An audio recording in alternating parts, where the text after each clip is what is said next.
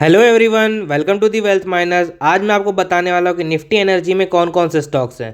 तो स्टॉक्स का नाम जानने से पहले हम निफ्टी एनर्जी के बारे में एक छोटा सा ओवरव्यू देख लेते हैं कि निफ्टी एनर्जी होता क्या है।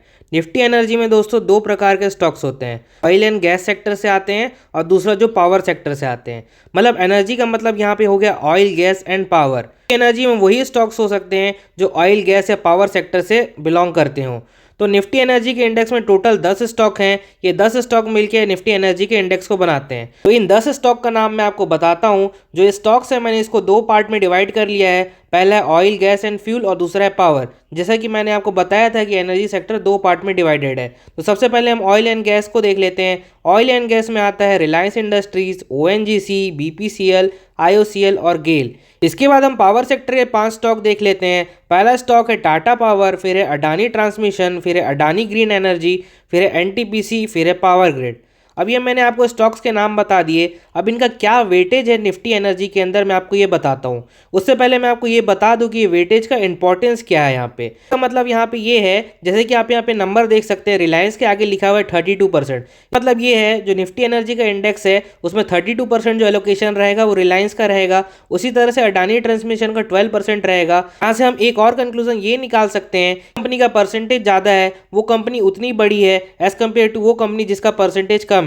तो हम लोग यहाँ पे ये बोल सकते हैं रिलायंस इंडस्ट्रीज ज़्यादा बड़ी कंपनी है as compare to the power grid. तो हम यहाँ पे लिस्ट पूरी तरह से देख लेते हैं कि किस कंपनी का एलोकेशन ज़्यादा है और किस कंपनी का एलोकेशन कम है। तो सबसे पहले रिलायंस इंडस्ट्रीज है, फिर अडानी ट्रांसमिशन है, फिर अडानी ग्रीन एनर्जी है, उसके बाद एनटीपीसी है, उसके बाद पावर ग्रिड। अगली 5 कंपनी का नाम मैं आपको यहाँ पे बता देता हूँ। वो है ONGC, Tata power, BPCL, IOCL और गेल।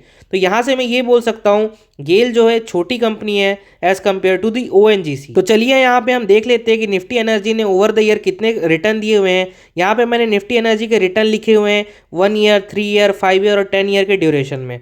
तो मैं आपको बताता हूँ इन परसेंटेज का मतलब क्या है। फॉर एग्जाम्पल 3 साल में अगर 64% का रिटर्न है, इसका मतलब ये हुआ आपके 1 लाख रुपए आज 1,64,000 रुपये हो गए हैं।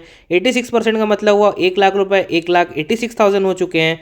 और 219% का मतलब ये हुआ कि आपके 1 लाख रुपए आज 3,19,000 रुपये हो चुके हैं। तो ये रिटर्न है। मैं आपको चलिए चार्ट में दिखा देता हूँ, आप किस तरह से इन रिटर्न को अपने चार्ट में देख सकते हैं। तो यहाँ पे मैंने चार्ट लगा लिया है निफ्टी एनर्जी का। आप भी ये चार्ट लगा सकते हैं। आपको सर्च करना होगा निफ्टी एनर्जी और आपको ये चार्ट मिल जाएगा। और ये चार्ट जो है मैंने इसे मंथली टाइम फ्रेम में लगाया हुआ है। यहाँ पर मैं आपको ओवर लॉन्ग पीरियड बताऊंगा किस तरह से निफ्टी एनर्जी के इंडेक्स ने परफॉर्म किया है और किस तरह से हम निफ्टी एनर्जी के इंडेक्स को यूज़ कर सकते हैं एनर्जी स्टॉक्स को ट्रैक करने के लिए। तो यहाँ पे आपको एक दिखाता हूँ, जैसे कि आप यहाँ देख सकते हैं कि ये 2008-9 का समय है।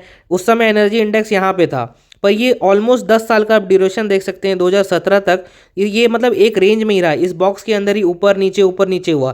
तो इस ड्यूरेशन में जो निफ्टी एनर्जी के इंडेक्स में कुछ अच्छे रिटर्न नहीं आ रहे थे, पर आप यहाँ पे देख सकते हैं 2017 के बाद इस रेंज को इसने ब्रेक करके ऊपर गया और यहाँ पे कुछ अच्छे रिटर्न यहाँ पे हमको मिले। उसके बाद 2020 का जो यहाँ पे क्रैश आया तो यहाँ पे मार्केट वापस से नीचे चले गया। और जब वहाँ से मार्केट ने रिकवर किया उसके साथ निफ्टी एनर्जी के इंडेक्स ने भी रिकवर किया और एनर्जी वाले स्टॉक ने भी रिकवर किया। अब वहाँ से देख सकते हैं कितना यहाँ पे अच्छा शानदार रिटर्न मिला हुआ है 161% का कोरोना के क्रैश के बाद। इस तरह से आप निफ्टी एनर्जी के इंडेक्स को देख के एनर्जी स्टॉक्स को ट्रैक कर सकते हैं और ओवरऑल एनर्जी सेक्टर को ट्रैक कर सकते हैं। अभी के समय निफ्टी एनर्जी के ऊपर कोई म्यूचुअल फंड या फिर ETF अवेलेबल नहीं है, तो आप डायरेक्टली निफ्टी एनर्जी के ऊपर इन्वेस्ट तो नहीं कर सकते, बट जैसे कि मैंने आपको बताया कि आप एनर्जी सेक्टर को ट्रैक करके एनर्जी के इंडेक्स को यूज़ कर सकते हैं। तो अगर आपको किसी और इंडेक्स में कौन कौन से स्टॉक्स है ये जानना है या किसी और इंडेक्स के बारे में एनालिसिस देखना है, उसके चार्ट के बारे में जानना है, तो आपको वीडियो का लिंक डिस्क्रिप्शन में मिल जाएगा। आप वहां जाके Nifty 50, Nifty 100, Nifty 200, Nifty 500, Nifty bank, IT, auto, metal सारे इंडेक्स के स्टॉक लिस्ट देख सकते हैं और उनके बारे में एक छोटा सा ओवरव्यू देख सकते हैं। अगर आपको वीडियो अच्छा लगा तो वीडियो को लाइक कीजिए, चैनल को सब्सक्राइब कीजिए। Thank you very much for watching this video.